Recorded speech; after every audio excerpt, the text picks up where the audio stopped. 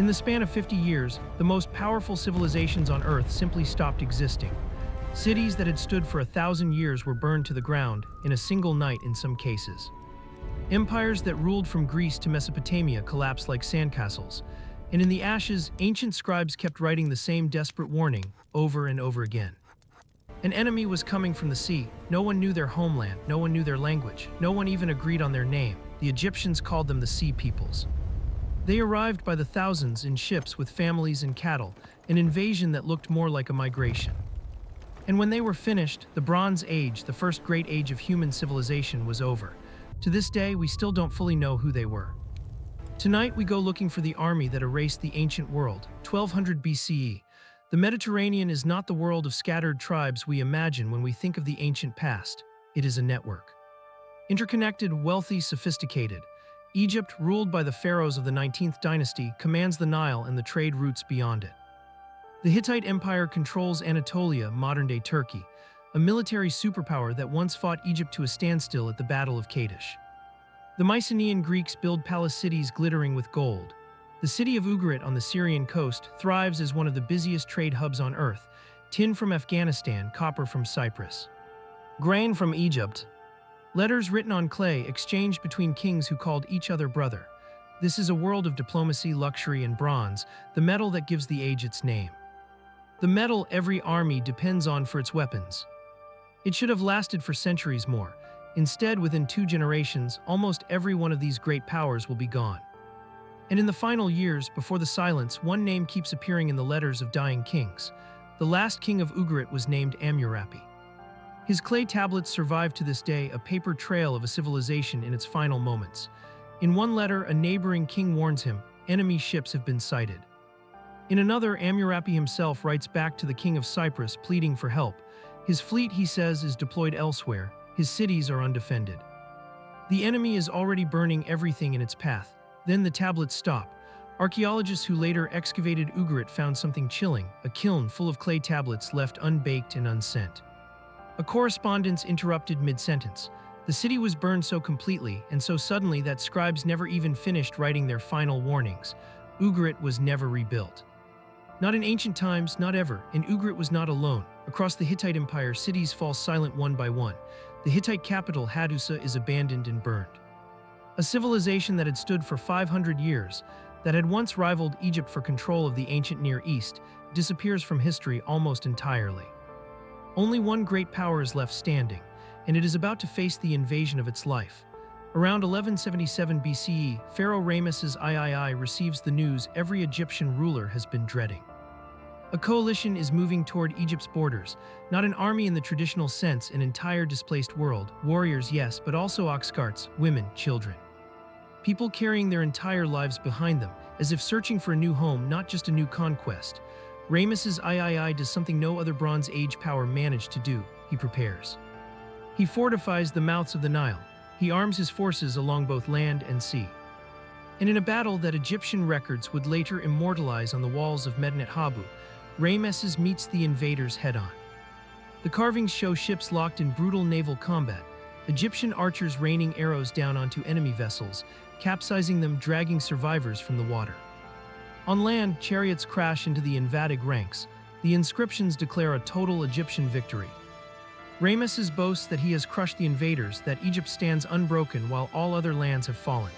And here is the detail that should chill you.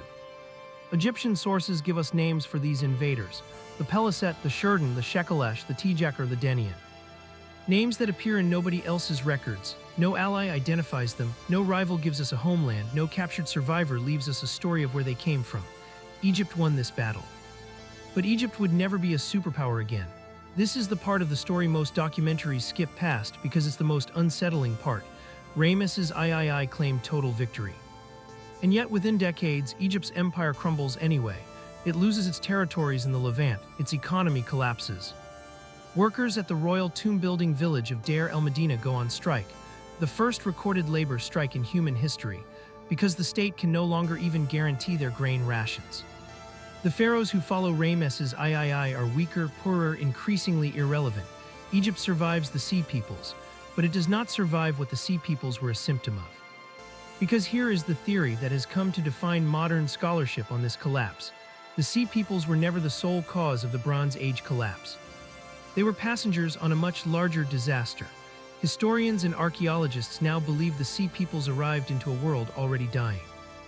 Ice core and pollen evidence suggests a prolonged drought gripped the eastern Mediterranean in this era, harvests failing across multiple kingdoms simultaneously. Grain shortages appear in the letters of Hittite kings, begging Egypt for emergency shipments. The interconnected trade network that made the Bronze Age powerful, bronze itself required tin from thousands of miles away, became its greatest weakness.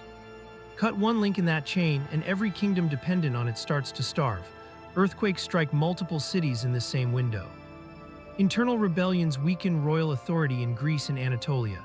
Into this perfect storm, famine, earthquake, and economic collapse came the Sea Peoples, not necessarily as its cause. Perhaps as one of its results.